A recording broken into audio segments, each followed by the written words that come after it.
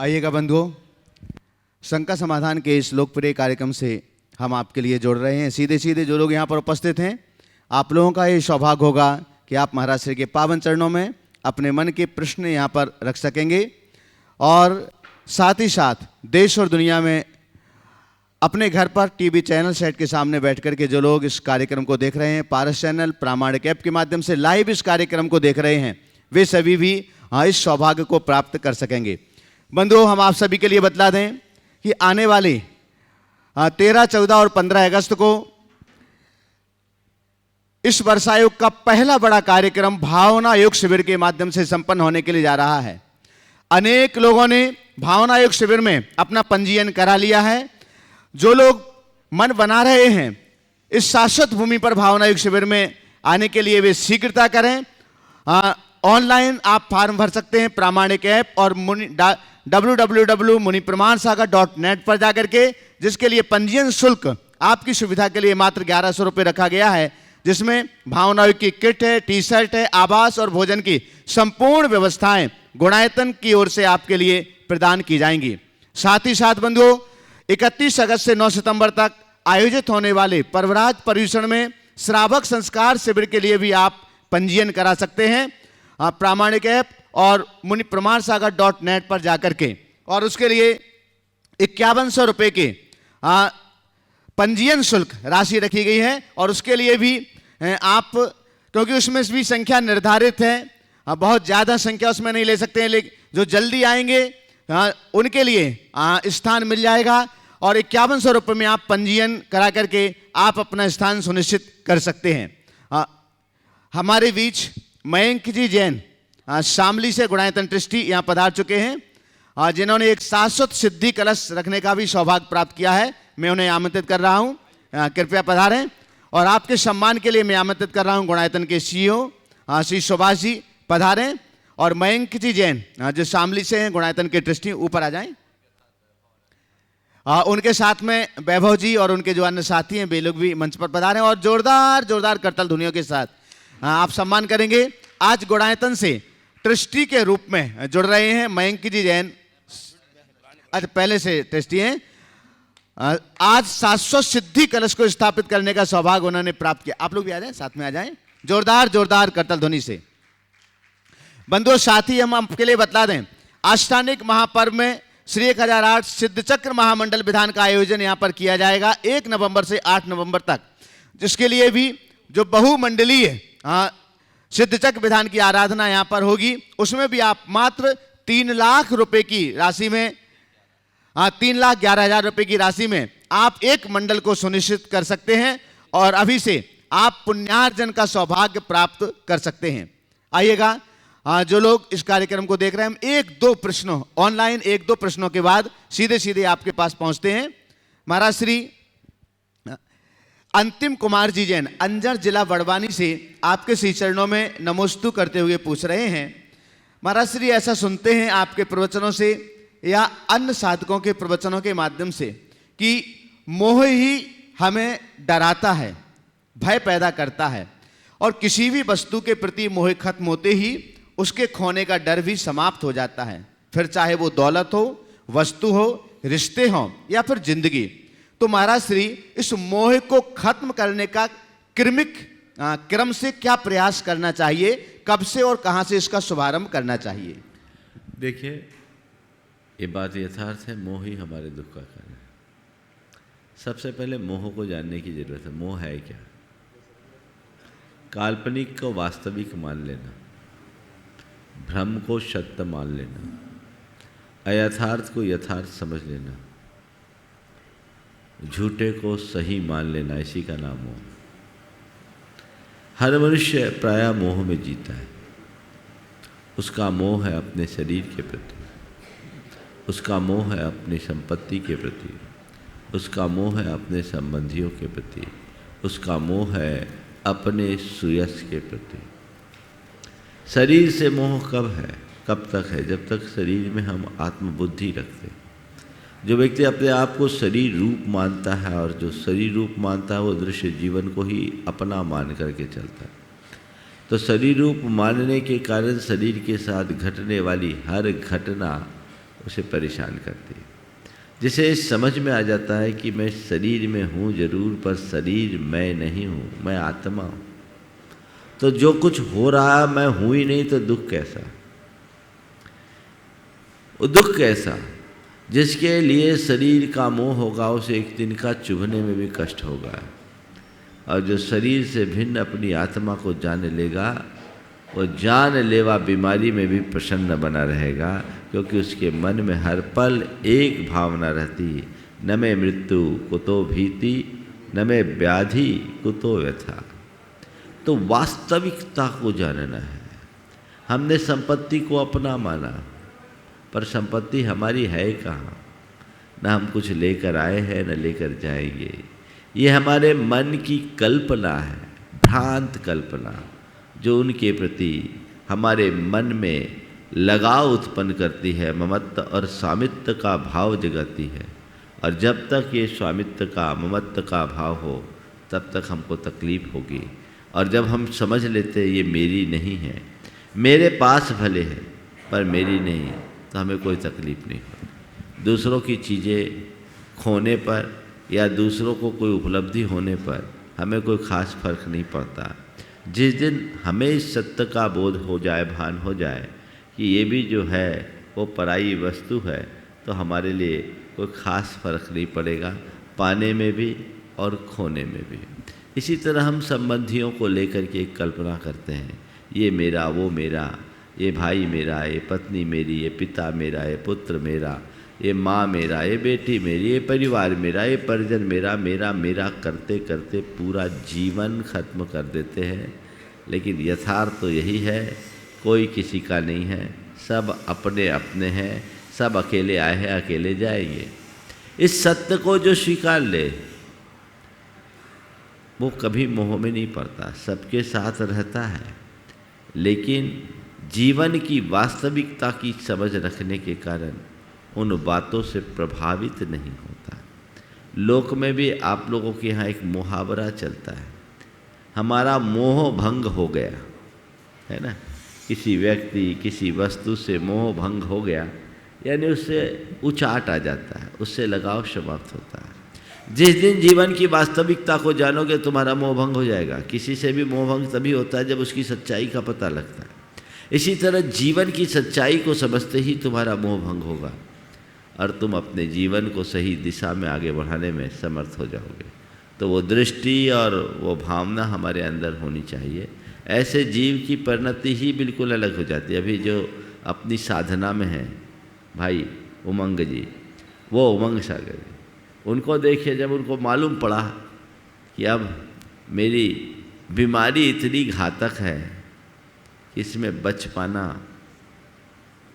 मुश्किल है, उन्हें बताया गया, कॉन्फिडेंस देखो, ठीक है शरीर जाना है जाएगा, मुझे तो कोई बीमारी है ही नहीं, मैं तो आत्मा हूँ, ठीक है मैं मृत्यु को महोत्सव बनाऊंगा। ये परिणति, मुझे मरना नहीं है, देह परिवर्तन करना है, ये परिणति, यही मनुष्य को ताकत देती है। और आज वो व्यक्ति आगे निकल गया जिसका कोई अभ्यास नहीं और एक भुक्ति पे आ गया, एक ही बार भोजन, एक ही बार पानी, ये और वो भी बहुत स्वल्प, भोजन तो कुछ है ही नहीं, मात्र लौकी का पानी और पानी, ये ताकत कहाँ से आती? ये चीज़ें अंदर से विकसित होती है जीवन की सच्चाई का बोध होने से। तो जिसके हृदय में सत्य की प्रतिष्ठा होती है उसका मोह पल में दूर हो जाता है, और जिसका मोह दूर होता है केवल वही सुखी होता है। इसलिए एक सत्य अपने हृदय में अवधारित करे और अपने जीवन को मोह मुक्त करने का प्रयत्न करें। और उमंग सागर भैया जी का, वो चूँकि यहाँ आ नहीं सकते इस कार्यक्रम में, लेकिन उनका भी मन था कि मेरा भी भाव महाराज श्री के चरणों तक पहुँचे, तो उसके लिए तैयार रहेंगे सिद्धार्थ भैया जी, जो वैयावृत्ति और संलेखना में कुशल हैं, वो यहाँ पर हैं, उस प्रश्न को रखने के लिए तैयार रहेंगे। प्रथम प्रश्न के लिए महाराज श्री श्रीमती वंदना पवन जी जैन ऑस्ट्रेलिया सतना से आपके श्री चरणों में नमोस्तु करते हुए पूछ रहे हैं, महाराज श्री जन्म पत्री के हिसाब से जीवन निर्धारित होता है, ऐसा ज्योतिषी लोग कहते हैं कि जीवन में जो भी अच्छा बुरा घटित होता है वो आपके जन्मपत्री में लिखे हुए ग्रहों के माध्यम से होता है। पर गुरुदेव जीव का जीवन तो गर्भ से ही प्रारंभ हो जाता है, तो क्या ऐसी कोई विधा नहीं है कि गर्भपत्री जन्म पत्री जो बनती है वो गर्भ से ही बन जाए, जबकि ये पता तो चल ही जाता है कि जीव गर्भ में आ चुका है। देखिए, जन्म का समय हमें पता लग सकता है, गर्भ का समय पता नहीं लगता। और ज्योतिष की सारी गणना तो समय पर निर्भर करती है। जब तक इष्टकाल न निकले तब तक हम ज्योतिष की कोई गणना नहीं कर सकते। तो इष्टकाल तब जब घंटा मिनट सब पता है, कौन जीव कब आया कोई पता नहीं। इसलिए गर्भ का समय निर्धारित न होने के कारण वो अव्यावहारिक है। जन्म के समय का हमें पता लगता है, इसलिए हम व्यवहारिक रूप में उसे स्वीकारते हैं और ज्योतिष की विधा उसी पर विकसित हुई। श्रीमती गुड़माला सिद्धार्थ जी सतना से आगे तैयार रहेंगे श्री अखिलेश जी मीना जी सतवैया टीकमगढ़। पूज्य महाराज श्री के चरणों में बारंबार नमोस्तु नमोस्तु नमोस्तु। हे गुरुवर, अभी वहाँ भैया जी के पास से, उमंग भैया जी के पास से आ रहे थे, उसी समय उनके पास गुरु जी का आशीर्वाद प्राप्त हुआ। गुरु जी का आशीर्वाद प्राप्त होते ही साथ वो एकदम चैतन्य हो गए। चैतन्य होने के बाद में नमोस्तु कहा जोर से, और उसके बाद में आशीर्वाद प्राप्त हुआ। बैटरी एकदम उनकी फुल चार्ज हुई। मैंने पूछा, अब पूछ तो यहाँ नहीं पा रहे हो तो मैं जा रहा हूँ शंका समाधान में, तो गुरु जी के पास कुछ पूछना है प्रश्न, तो आप बताएं।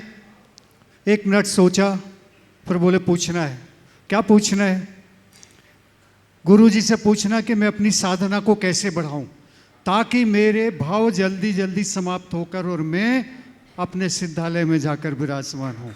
ये भावना रखकर उन्होंने ये प्रश्न आपके सामने रखे। बहुत अच्छी बात है। एक अच्छे साधक की यही पहचान है, जिसके सामने उसका लक्ष्य होता है, और ये लक्ष्य जिसके सामने होता है वह आगे बढ़ता है।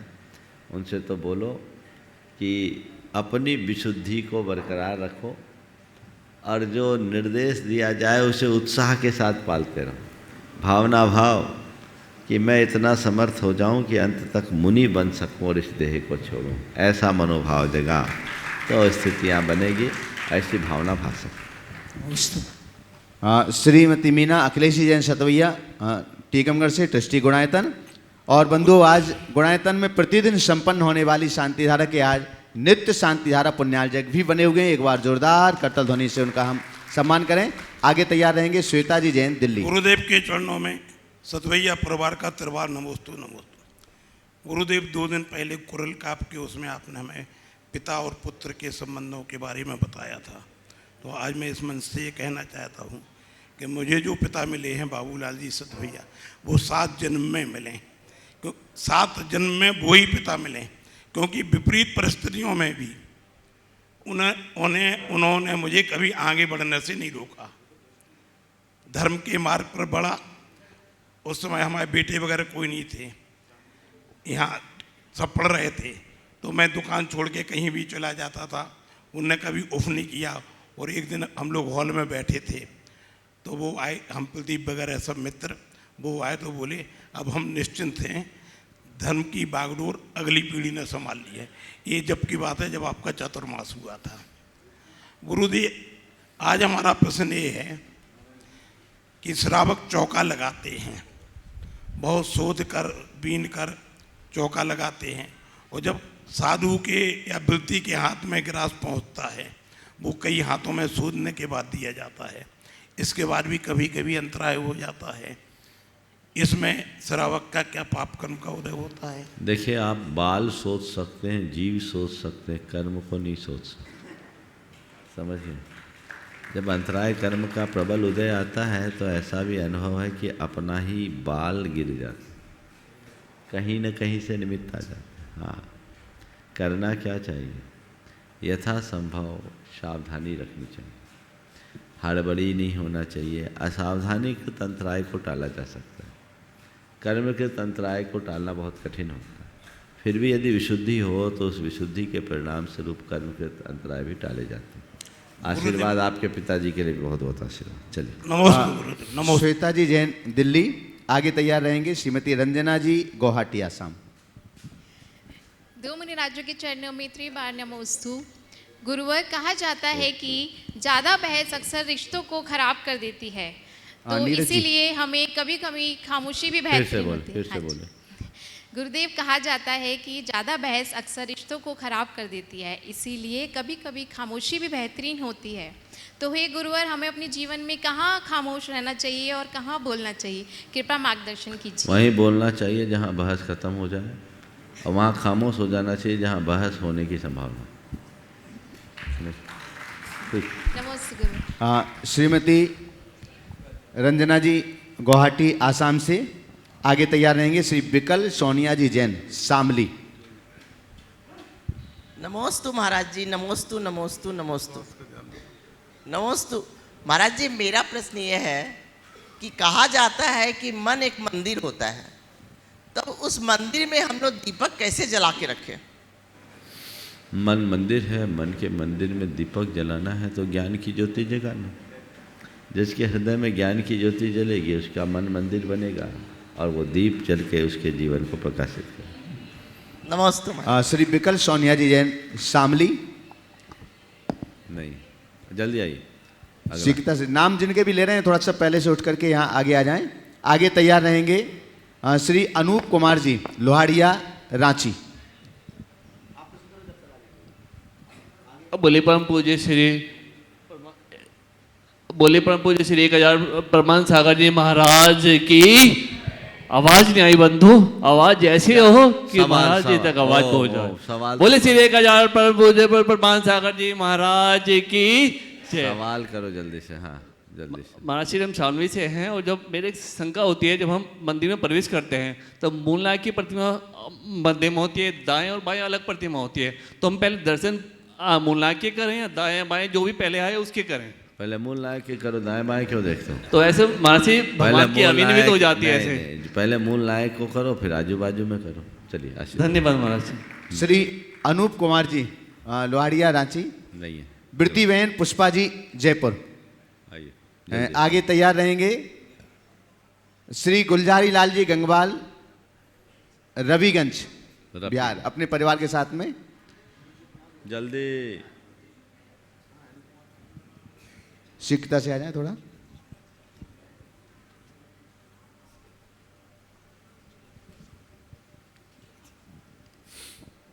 हाँ जी बोलिए। दोनों गुरुवरों के चरणों में कोटि कोटि प्रणाम। महाराज श्री, पापों को काटने के लिए कठोर साधना की आवश्यकता होती है और हीरे की कटिंग करने के लिए हीरे की जरूरत होती है, लोहे की नहीं। तो कठोर पापों को हम कैसे काटें? जितनी कठोरता से पाप किया उतनी ही कठोरता से तप करना शुरू कर दो। कठोरता क्या क्या करना चाहिए? तप करो। आशीर्वाद। नमस्ते। तप साख के लिए श्री संभालते। गुलजारी लाल जी गंगवाल रविगंज बिहार से। आगे तैयार रहेंगे श्रीमती चंद कला जी पाटनी रांची। महाराज श्री के चरणों में मेरा सादर नमोस्तु। महाराज श्री, मैं आपसे पूछना चाहती हूँ कि जब किसी भी चीज़ में कट्टरता और दिखावापन आ जाता है तो वह चीज़ जल्द ही विनाश के कागार पर पहुँचने वाली होती है, परंतु आजकल धर्म में भी कर्म कांड में काफ़ी दिखावा और कट्टरपन आता जा रहा है, तो इसके बचने के लिए हम क्या कर सकते हैं? बिल्कुल सही बात है। कट्टरता और दिखावा आडंबर है और कटुता का कारण। कट्टरता नहीं होनी चाहिए, दिखावा नहीं होनी चाहिए, पर दृढ़ता जरूर होनी चाहिए। धर्म के क्षेत्र में यदि आप दृढ़ नहीं रहोगे तो आप अपना धर्म का अनुपालन नहीं कर पाएंगे। प्रत्येक व्यक्ति को चाहिए कि वो अपने स्तर पर धर्म करे और दृढ़ रहे। जो उसकी निष्ठा है, जो उसकी आस्था, उस पर एकदम स्थिर होकर काम करे। निष्ठावान होकर के जब कोई धर्म करता है तब उसका जीवन संवरता है। और यदि कदाचित कोई दूसरा आता है, आप उससे द्वेष न रखें, टकराए नहीं, लेकिन अपनी आस्था में तो स्थिरता रखनी चाहिए। अगर व्यक्ति दृढ़ धर्मी नहीं होगा तो गंगा गए गंगादास, जमुना गए जमुनादास बन गए। ऐसा व्यक्ति कहीं का नहीं होगा।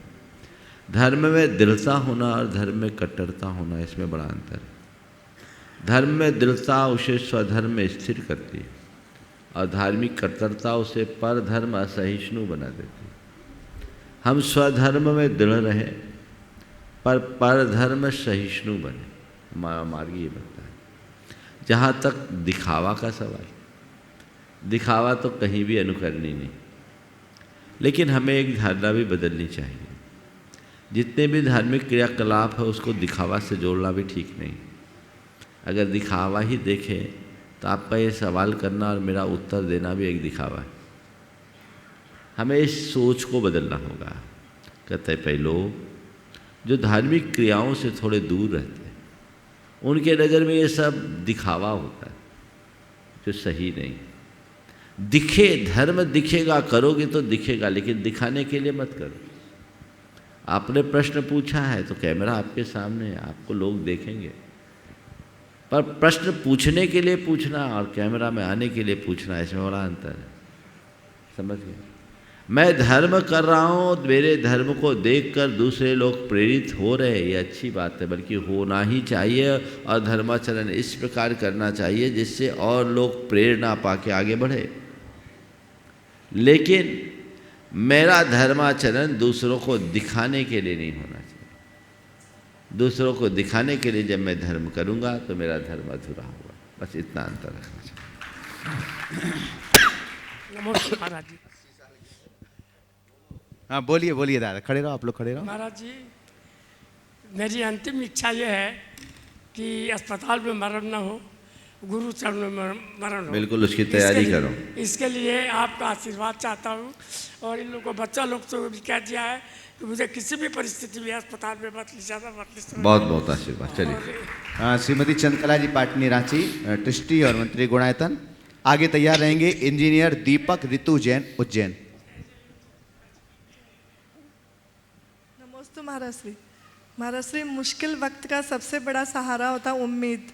उम्मीद कहती है कि सब्र रखो, तो इंसान सब्र कब तक रखे? बहुत अच्छा वाक्य है। मुश्किल वक्त का सबसे बड़ा सहारा है उम्मीद। और उम्मीद कहती है कि सब्र रखो। सब्र कब तक रखो? जब तक हमारी उम्मीद सफल न हो जाए तब तक सब्र रखो। सब्र की कोई सीमा नहीं होती, अंतिम क्षण तक सब्र रखना चाहिए। और हमारे यहाँ ये कहावत बहुत पुरानी है, सब्र का फल मीठा। तो हम अंतिम क्षण तक, अंतिम संभावना तक सब्र रखें। श्री इंजीनियर दीपक ऋतु जैन उज्जैन। आगे तैयार रहेंगे श्री NL जैन साहब जयपुर, कोषाध्यक्ष गुणायतन। नमोस्तु गुरुदेव। नमोस्तु। जैन धर्म के अनुसार मोक्ष को सर्वोपरि माना गया है, जबकि भारत में अगर हम लोग देखें तो 99.5% जो दूसरी पॉपुलेशन है वहाँ पे वो लोग मतलब इवन हिंदुओं में तो दश अवतार को भी माना गया है, पुनर्जन्म को भी मानते हैं। दुनिया भर में अलग अलग धर्मों में अलग अलग तरह की मान्यताएं हैं। तो उन सब के बीच में जो हमारी मान्यता है, हम इतने कम लोगों में ये जो मान्यता है, इसको लेके मतलब कैसे हम समझें कि हम बिल्कुल सही हैं, बाकी पूरी दुनिया। देखिए, सही और गलत का आकलन संख्या से करना ठीक नहीं। सही और गलत का आकलन उसकी तार्किकता और उपयोगिता से करना चाहिए। आप तटस्थ भाव से अगर दर्शन का अध्ययन करो तो आपको इस अवधारणा का रहस्य पता लगेगा। और यदि भीड़ और संख्या से आप किसी का आकलन करेंगे तो वो सही आभास नहीं होगा। माना आज जैन दर्शन पर विश्वास रखने वाले थोड़े हैं, पर थोड़े होने से जैन दर्शन की प्रासंगिकता पर सवाल नहीं उठाया जा सकता। जैन दर्शन की वास्तविकता पर प्रश्न नहीं उठाया जा सकता। हम उसे देखें, उसकी गहराई में उतरे और जानने की कोशिश करें कि वाकई में जैन धर्म है क्या, जैन दर्शन है क्या। यदि सच्चाई का बोध करेंगे तो सुनिश्चित तौर पर जीवन में एक बड़ा बदलाव हो। गुरुदेव, हम तो बहुत पुण्यशाली हैं कि हमने जैन धर्म में जन्म लिया। आप जैसे गुरुदेव हमको मिले जो हमको ये हमारा मार्ग प्रशस्त करते हैं। बाकी लोगों का क्या, जो जिन तक ये ज्ञान पहुंच ही नहीं पाता है। वो हमारी जिम्मेदारी होती है कि जो तत्व हमें मिला हम और लोगों तक पहुँचाएं। श्री NL जैन साहब जयपुर, कोषाध्यक्ष गुणायतन। आगे तैयार रहेंगे श्री सिद्ध स्वरूप फिरोजाबाद, यूपी। दोनों गुरुओं को सादर नमन, वंदन। महाराज श्री, दुनिया में आज एक होड़ लगी हुई है सुंदर दिखने की और दिखाने की। इससे संबंधित मेरे दो शंकाएं हैं। पहले तो सौंदर्य क्या है, दूसरा कि ये सत्य सौंदर्य की छवि है या छवि हो सकती है? आपका पहला सवाल सौंदर्य क्या है? देखिए, एक बाहर का सौंदर्य है और एक भीतर का सौंदर्य। बाहर का सौंदर्य वो है जो आकर्षक लगता है और भीतरी सौंदर्य वो है जो उपादेय होता है, जो अनुकरणीय है, जो अपनाने योग्य है, जो उपादेय है, वही सुंदर। बाहरी सौंदर्य को भी हम देखते हैं तो ये ऊपर की चमक है। मुझसे पूछो तो सच्चे अर्थों में कि सौंदर्य का आकलन कोरे रूप से करना ठीक बात नहीं। रूप के साथ उसके गुणों को भी ध्यान रखना चाहिए। सत्य को आपने सौंदर्य की छवि कही। अगर अध्यात्म अर्थ में हम विचार करें, सत्य ही शिव है, शिव ही सुंदर, सत्यम शिवम सुंदरम की उक्ति कुछ ऐसा ही कहती है। और वहाँ वह परम सत्य हमारे भीतर का आत्म तत्व है। और सच्चे अर्थों में देखा जाए तो वही आत्मा ही लोक में सबसे ज़्यादा सुंदर है। आज मध्याह्न के समय सार के स्वाध्याय में भी ये बात आई। एयथ निश्चय गवो शवथ सुंदरो लोए, बंध कहाए अत्ते तेन विसंवादनी हो दी। तो अगर पूछो तो लोक में सबसे सुंदर कोई है तो हमारे भीतर का परम तत्व है और वही सत्य है। नमस्ते हाँ, श्री सिद्ध स्वरूप फिरोजाबाद। आगे तैयार रहेंगे वृत्तिबेन शकुन देदी सागर, दृष्टि गुणायतन। नमोस्तु नमोस्तु नमोस्तु महाराज श्री। समस्त जैन हेल्प ग्रुप और हमारा जैन धर्म सिद्ध स्वरूप जैन ग्रुप परिवार की ओर से आपको त्रिवार नमस्तु। सबकी तरफ से प्रश्न ये है गुरुजी कि जो हम लोग अच्छे कार्य करते हैं और जो पुण्य कार्य और धर्म कार्य करते हैं, उनकी जो हम अनुमोदना करते हैं, उससे हमारे जीवन में क्या प्रभाव पड़ता है? देखो, धर्म कार्य करना, धर्म कार्य कराना दोनों समान है कि असमान? समान है ना। करने का जो लाभ मिलता है उसका ही अंश कराने और कराने वालों की अनुमोदना का मिलता है। इसलिए मैं आप सभी से कहता हूँ, जितना बने प्रत्यक्ष रूप से धर्म करो, और कदाचित न कर पाओ तो कोई कर रहा है उसकी अनुमोदना करो, आलोचना नहीं। अनुमोदक बनो, आलोचक नहीं। अनुमोदना करोगे तो पुण्य कमाओगे, आलोचना करोगे तो पाप पाओगे। इसलिए अनुमोदना करके भी महान पुण्य के धनी आप बन सकते हैं और उसके लिए तत्पर होना चाहिए। शकुन दीदी सागर, दृष्टि गुणायतन। आगे तैयार रहेंगे मयंक जैन शामली, दृष्टि गुणायतन। दोनों मुनिराजों को बारंबार नमोस्तु। महाराज श्री किसी इंसान की अगर तारीफ करो तो व्यक्ति उस पर शक करता है और बुराई करो तो तुरंत यकीन कर लेता है, ऐसा क्यों? आदमी को अच्छाई जल्दी हजम नहीं होती, बुराई तुरंत पच जाती। सबका हाजमा खराब है। अगर हाजमा अच्छा हो तो बुराई से की अपेक्षा अच्छाई पर विश्वास करेगा। नमोस्तु। मयंक जी जैन शामली, साथ में ही आ जाए। शशि सत्यप्रकाश जी जैन शामली और आपके जो भी साथी हैं उनको साथ में ही ले लें शामली से। आगे तैयार रहेंगे इंजीनियर नमित तृप्ति जैन भोपाल। पूज्य गुरुदेव के चरणों में बारंबार नमोस्तु। आ जाओ अपने को। जी महाराज जी, जैसे हम लोग संसारी प्राणी हैं और कई बार कुछ विकट स्थितियों में हमारे भाव खराब हो जाते हैं, तो हमारे सामने तो रोज कुछ ना कुछ समस्याएं आती रहती हैं, तो उसमें अपने आप को कैसे संभालें? बहुत अच्छा सवाल। विकट परिस्थितियों में जब भाव खराब हो तो अपने आप को कैसे संभालें? ऐसे घड़ी में हमें कुछ बोध वाक्य याद रखना चाहिए। गुरुओं से कुछ बोध वाक्यों को ग्रहण कर लो। जैसे एक मैं मंत्र आप सबको देता हूँ, जब भी विकट परिस्थिति आए इस मंत्र का ध्यान करना, तुम्हारी सारी परिस्थितियाँ चाहे जैसे हो तुम पर हावी नहीं होगी तुम्हारे भाव खराब नहीं होंगे। वो है मुझे सकारात्मक रहना। क्या है? मुझे सकारात्मक रहना है, मुझे पॉजिटिव रहना है। चीज़ों को यदि हम पॉजिटिवली देखते हैं तो परिस्थितियाँ हम पर हावी नहीं होती। मन अशांत और उद्विग्न हो रहा है, उस समय दूसरा मंत्र मुझे शांत रहना, मुझे शांत रहना, मुझे शांत रहना। कोई बड़ी विषमता आके सामने खड़ी हो जाए, उस समय अगर मन अधीर होने लगे तो सोचो मुझे धीरज रखना है, मुझे धीरज रखना है, मुझे धीरज रखना है। यदि कोई विपरीत संयोग सामने आ जाए तो यही सोचो जो होता है सही होता है, जो होना होता है वही होता है। ये मंत्र है, आज मैं सबको दे रहा हूँ, इसको जपो, फिर कोई समस्या आए तो मुझसे मिलो। अचूक मंत्र है, इनसे अपने आप को एक मोटिवेशन दिया जा सकता है। आप लोगों को इन मंत्रों पर भरोसा नहीं है, आपको उन मंत्रों पर भरोसा है जिसमें कोई चमत्कार है। मुझे नहीं मालूम मंत्रों से कितना चमत्कार है, पर मैं इतना जानता हूँ जो इन मंत्रों को अपने जीवन का अंग बना लेता है उसका जीवन चमत्कृत हुए बिना नहीं रहता।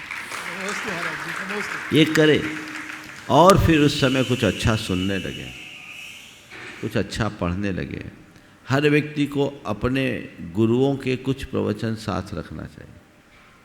मोबाइल में आप इतनी सारी चीज़ें रखते हो, कुछ चीज़ें जब मन अशांत हो उसे सुन लो। और मैं तो आप लोगों को कहता हूँ सबसे अच्छा, ज़्यादा नहीं कर सको 5 मिनट वाला भावना योग कर लो, फिर मुझसे बात करो मन शांत होता है कि नहीं। जब हो जाए 5 मिनट का वो भावना योग मन से करके देखो। मन को जब मोटिवेशन मिलता है तो मन पल में बदल जाता है, और मन के बदलते ही हमारी सारी समस्याएं अपने आप शांत हो जाती है। यही एकमात्र रास्ता है, बाकी और कोई दूसरा रास्ता नहीं। शशि सत्यप्रकाश जैन शामली हो गए? हाँ ऊपर चलिए। इसके बाद में तैयार रहेंगे इंजीनियर नमित तृप्ति जैन भोपाल। जल्दी आए।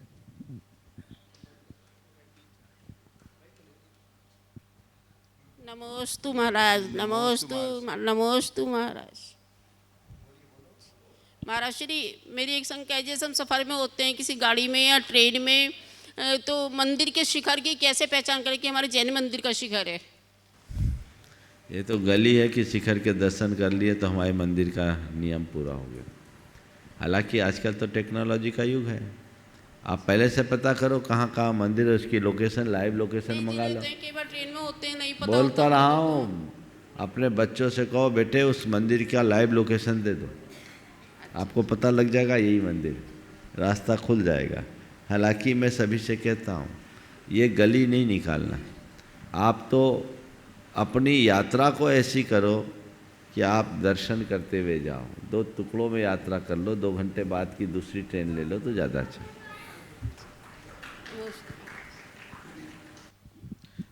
इंजीनियर नमित तृप्ति जी जैन भोपाल।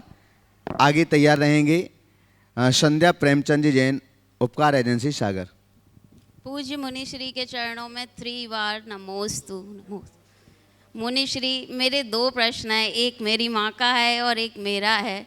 मेरी माँ श्रीमती हेमलता जैन पवैया का प्रश्न है कि वो 5 साल से डमोकार मंत्र लिख रही हैं नियमित रूप से, और वो कभी कभी मतलब सुबह 5 बजे नहीं लिख पाती हैं, लेकिन वो मंदिर जी से आने के बाद लिखती हैं बिना अन्न जल लिए, तो वो उसका क्या फल होगा? और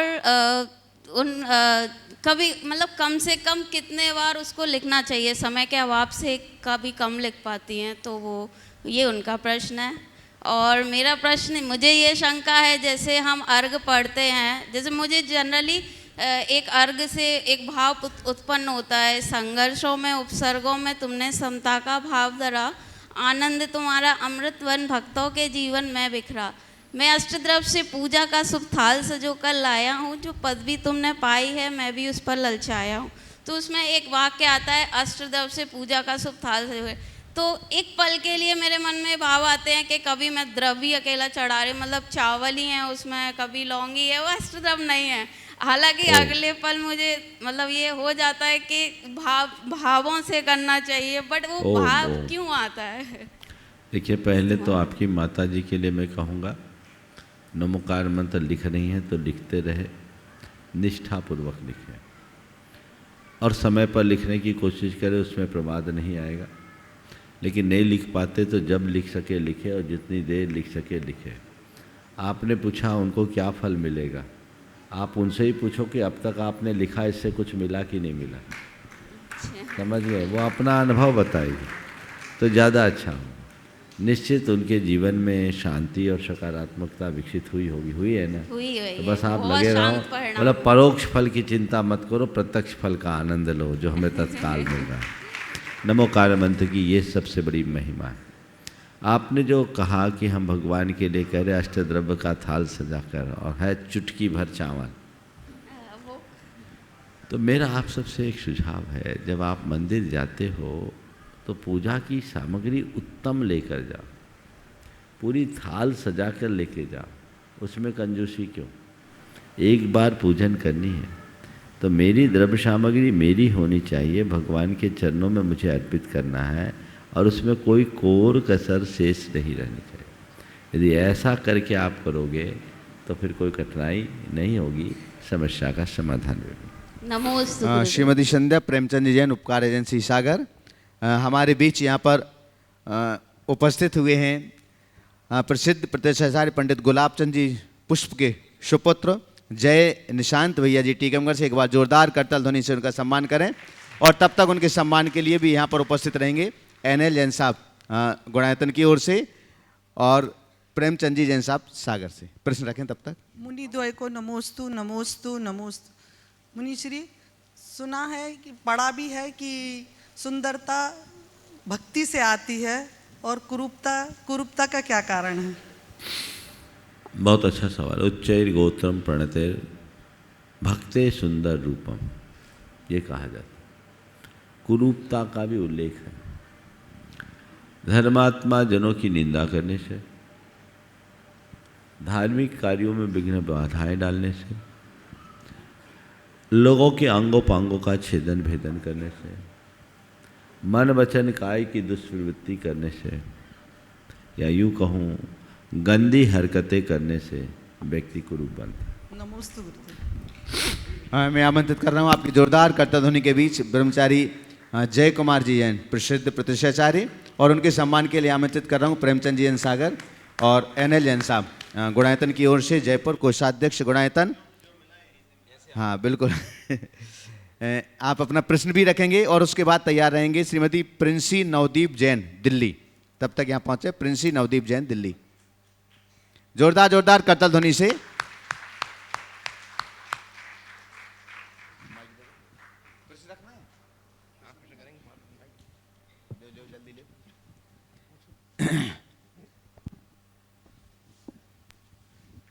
चलेगा, तालियों की गड़गड़ाहट आना चाहिए इस मंच तक। ओम। पूज्य श्री के चरणों में कोटिशः नमोस्तु। प्रसिद्ध प्रतिष्ठाचार्य कहा है, शुरू तो यहीं से हुआ है और जो भी निर्देशन मिलता है यहीं से मिलता है। मैं नवागढ़ गुरुकुलम एवं नवागढ़ अक्षर क्षेत्र और पुष्प परिवार तीनों को ऐसे नमोस्तु निवेदित करते हुए प्रश्न ये है कि वर्तमान में जिनालयों का निर्माण हो रहा है, जीर्णोद्धार भी हो रहा है और इस गति से हो रहा है कि इतने बिंब रखे जा रहे हैं, उतने पुजारी नहीं बन पा रहे हैं। आज से 20 साल बाद, मैं ज़्यादा लंबी बात नहीं करता हूँ, हमारे इन क्षेत्रों का संरक्षण कैसे होगा? एक कोई ऐसी टीम, एक कोई ऐसी सेंट्रल बॉडी हमारे दिगंबर जैन समाज की, जो कि हमारे गांव खाली हो रहे हैं, हमारे सब लोग बैठे हुए हैं, मेरठ और दिल्ली जैसे शहरों के भी कॉलोनी में पहुँच गए लोग, मूल स्थान खाली हो गए हैं। और बुंदेलखंड में भी यही स्थिति बन गई हमारा श्री कि गाँव के मंदिर खाली हो रहे हैं, लोग शहरों की ओर अग्रसित हो रहे हैं, पलायन कर रहे हैं। ऐसी स्थिति में हमारे इन जिनालयों का, इस संस्कृति का, चूँकि हमारे बच्चे अब व्यापार कम और नौकरी में ज़्यादा जा रहे हैं। और ऐसी स्थिति रामगढ़ में हुआ था, आपके साथ में विधान हुआ था, अष्टकुमारी भी नहीं मिल पाई थी, 4 अष्टकुमारी मिली थी मुश्किल से। ये स्थिति बन रही हमारे, तो क्या होना चाहिए जिससे कि हमारी संस्कृति का, तीर्थों का, धर्म का संरक्षण हो सके? आपने एक बड़ा ज्वलंत प्रश्न उठाया। देखिए, जहाँ तक मंदिरों का निर्माण है, मंदिर हमारे संस्कृति के आधार हैं। मंदिरों के निर्माण से हमारी संस्कृति पुष्ट होती है। हमें मंदिरों में जिन बिंब विराजमान करने के साथ साथ पुजारियों को भी तैयार करना चाहिए।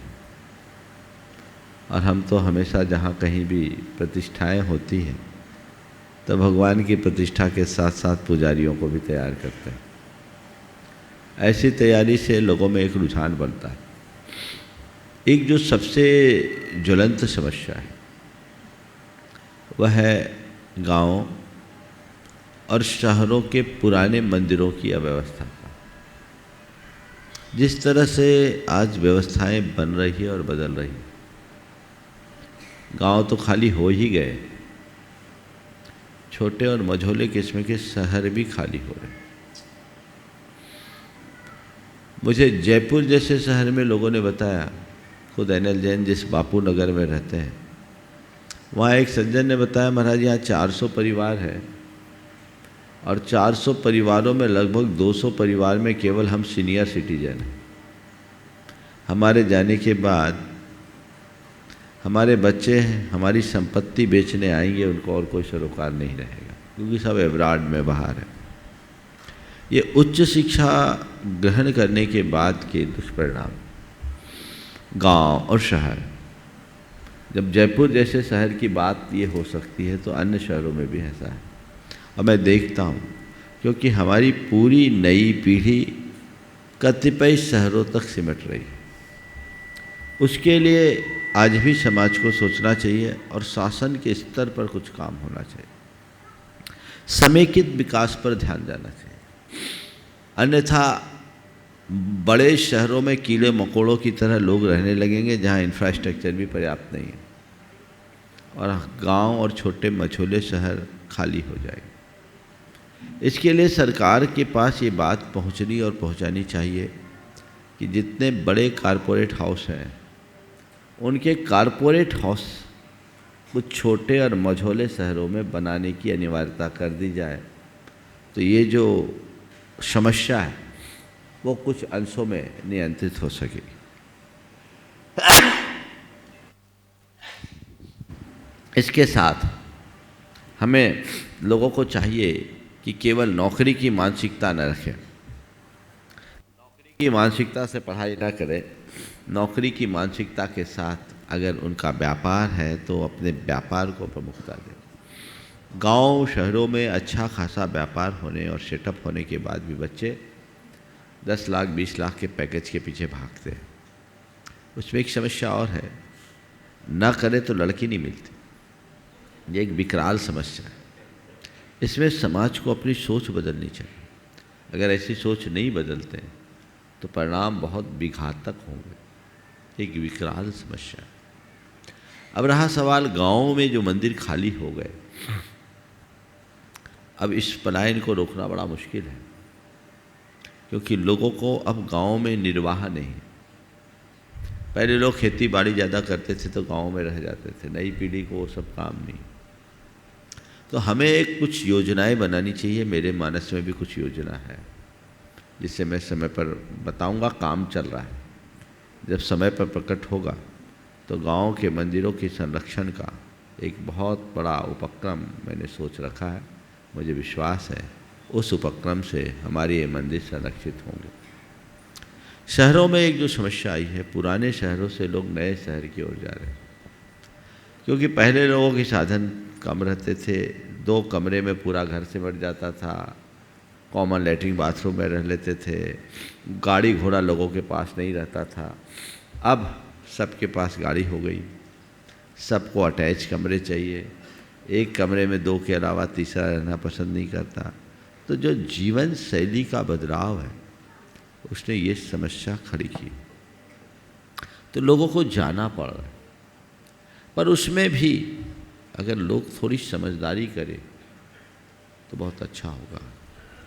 लोग चंद पैसों के लोभ में अपनी संपत्ति ऐसे लोगों को बेच रहे हैं जिनके रहने से कल आपको मंदिरों में जाना भी मुश्किल हो जाएगा। लोगों को थोड़ा समझना चाहिए, पैसों के लोभ में ऐसा काम मत करें। अपनी संपत्ति को इस तरह के साथ मेंटेन करें जो आपके ही विचारधारा के लोगों तक रहे और हमारा जिन मंदिर संरक्षित रहे।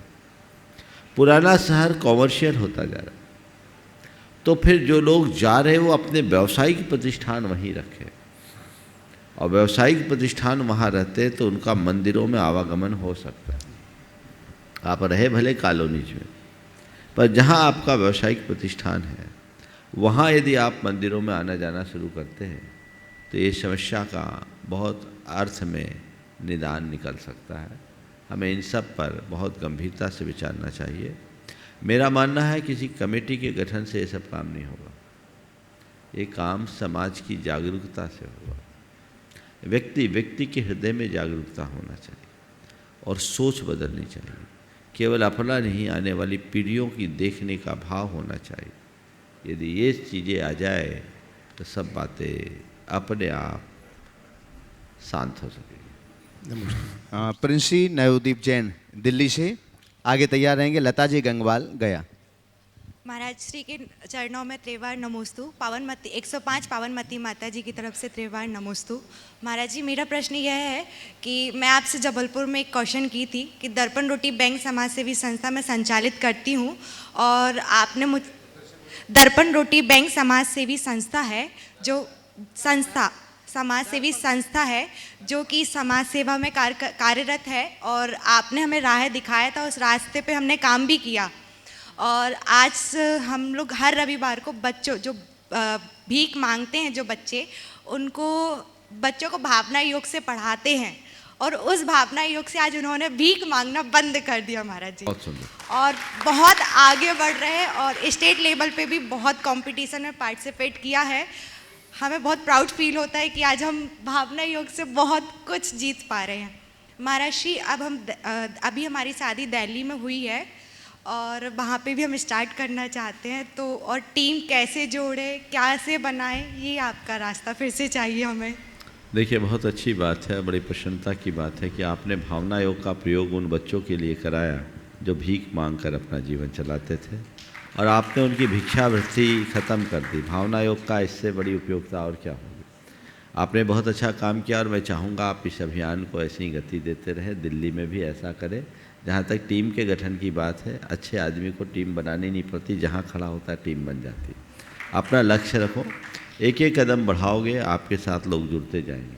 जैसे आपने जबलपुर में किया, वैसे ही आज तो टेक्नोलॉजी का युग है, आप अपने जबलपुर के मॉडल को लोगों के बीच रख करके ये काम कर सकते हैं, और बहुत अच्छा काम कर रहे हैं, करते रहिए। और मैं चाहूँगा कि आप भावना योग से ऐसे ही जुड़े रहे, भावना योग की टीम में भी जुड़े, ताकि आपके अनुभवों का लाभ दूसरे लोग ले सकें। जैसा भी आप सबको बताया गया, आगामी 13, 14, 15 तारीख को जो भावना योग का शिविर है वो इसी अर्थ में है, ताकि वे लोग जिन्हें भावना योग का कोई अभ्यास नहीं है 3 दिनों में प्रेरणा पाए और अपने जीवन के स्थायी बदलाव का रास्ता ले सके। उस दिशा में उनको चलना चाहिए।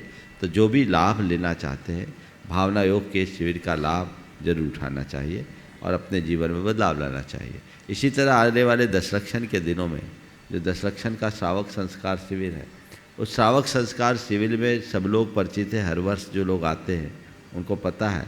और आपको एक बात बताऊं, उन श्रावक संस्कार शिविर में 10 दिनों तक रोज़ भावना योग होगा। ये दोहरा लाभ होता है। तो लोग जो भी इनमें अपनी सहभागिता देना चाहे जरूर दें।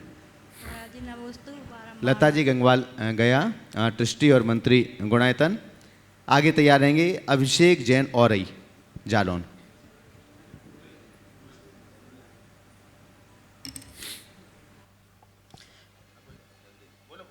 दोनों गुरुवर के चरणों में मेरा नमोस्तु। महाराज श्री, सच्ची श्रद्धा कैसी होनी चाहिए? सच्ची श्रद्धा कैसी होनी चाहिए? बस सच्ची श्रद्धा ऐसी हो जिसमें रंचमात शंका न हो। जहाँ शंका है वहाँ श्रद्धा नहीं। शंका रहित श्रद्धा का नाम ही सच्ची श्रद्धा। नमोस्तु। अभिषेक जैन और ही आगे तैयार रहेंगे। पारस स्नेहा जैन, दिल्ली। महाराज जी के चरणों में नमोस्तु नमोस्तु नमोस्तु। महाराज जी, जीवन में असफल होने का कारण क्या है? जीवन में असफल होने का कारण क्या है? असफल होने का कारण केवल यह है, लक्ष्य सही नहीं होना, लक्ष्य में स्थिरता नहीं रखना, कठिन मेहनत नहीं करना, आत्मविश्वास से लवरेज नहीं होना। यह होगा तो आप कभी सफल नहीं होंगे, और अगर आपके अंदर आत्मविश्वास हो, सही लक्ष्य की प्राप्ति हो, तो जरूर सफल होंगे। समय हो गया, यहीं पर विराम। बोलिए परम पूज्य आचार्य गुरुवर श्री विद्यासागर जी।